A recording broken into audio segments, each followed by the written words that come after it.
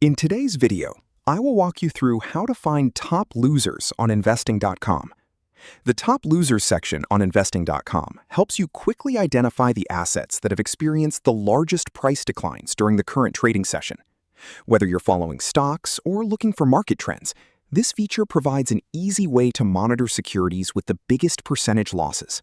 First, let's locate the feed. Go to investing.com and hover over the Markets tab on the main navigation bar, then select Stocks. From there, look for the Top Losers section. This page automatically compiles a live streaming table of stocks experiencing the steepest percentage drops for the current session. No complicated scanning required.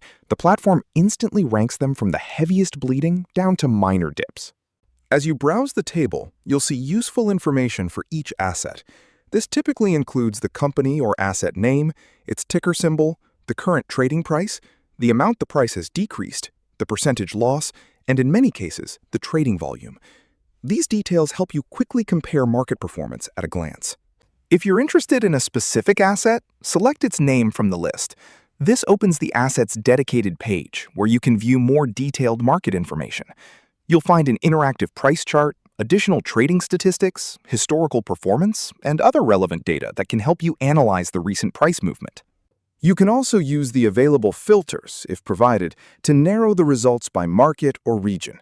For example, you may choose to view top losers for a particular country's stock market instead of viewing a broader list. This makes it easier to focus on the markets that are most relevant to you. Since market conditions change throughout the day, the rankings are updated regularly. Refreshing or revisiting the top losers page allows you to monitor how the list changes as new trading activity occurs and different assets move up or down the rankings. That's all there is to finding the top losers on investing.com.